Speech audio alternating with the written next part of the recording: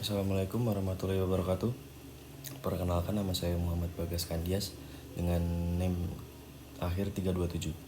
Dan pada kesempatan kali ini saya akan mempresentasikan 5 poin kunci yang saya pelajari dari materi Imperfect Peace atau perdamaian yang tidak sempurna, sebuah konsep yang dikembangkan oleh Francisco A. Munoz. Berikut adalah 5 poin penting dari materi tersebut. Poin kunci pertama yaitu perdamaian adalah sebuah proses yang dinamis dan belum selesai. Poin utama dari teori ini adalah bahwa kata imperfect atau sempurna atau tidak sempurna harus dipahami sebagai belum selesai atau sedang dalam proses. Jadi, perdamaian bukanlah sebuah tujuan akhir yang statis atau utopis, melainkan sebuah jalan yang terus berevolusi dengan seiring berjalannya perubahan realitas sosial dan dinamika konflik. Poin kunci kedua yaitu pengakuan terhadap beragam skala perdamaian, small peace.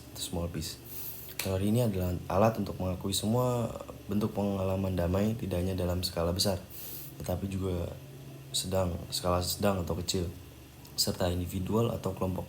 Ini mencakup peristiwa-peristiwa kecil dalam keseharian kita yang sering kita abaikan, seperti tindakan bekerja sama atau berbagi dan saling peduli. Poin kunci ketiga yaitu konsistensi realitas antara perdamaian dan konflik. Pendekatan ini menerima fakta bahwa manusia adalah makhluk yang imperfect dan akan selalu hidup dalam konflik terus-menerus. Karena itu, ketidaksempurnaan memungkinkan aspek positif atau damai dan aspek negatif atau konflik untuk hidup berdampingan atau coexist. Fokusnya bukan untuk menghilangkan konflik, tetapi mengelolanya secara damai. Poin kunci keempat yaitu menawarkan jalan tengah antara utopia dan konformisme. Teori Imperfect Peace menyediakan jalan tengah yang strategis di antara dua pandangan ekstrim, yaitu utopianisme maksimalis yang mengejar perdamaian ideal yang mustahil dan konformisme konservatif yang pasrah pada keadaan. Ini adalah pendekatan yang lebih realistis untuk mengubah realitas dengan tetap menyadari keterbatasan manusia. Poin kunci kelima yaitu jembatan konseptual antara perdamaian negatif dan positif. Secara konseptual, Imperfect Peace dapat dipandang sebagai proses dinamis yang berada di antara damai negatif yaitu tidak adanya kekerasan, dan damai positif yaitu hadirnya keadilan. Teori ini berfokus pada bagaimana suatu tindakan damai seperti memuaskan kebutuhan pihak lain dapat memicu tindakan damai serupa lainnya. Selanjutnya saya akan memberikan contoh Imperfect Peace dari lingkungan saya. Saya mencoba mengumumkan kelima poin tadi. Yang saya akan gunakan pada contoh saat ini adalah pengolahan hidup di rumah kos. Di kos saya tentu selalu ada konflik atau ketidaksempurnaan, imperfect. Misalnya gesekan soal piket kebersihan, masalah kebisingan, parkir yang sembarangan, atau penggunaan fasilitas bersama. Ini adalah sisi imperfectnya. Jika dianalisis, pertama, perdamaian di kos kami bukanlah tujuan akhir. Tidak ada satu hari di mana kos kami sempurna selamanya. Setiap bulan pasti selalu ada masalah baru.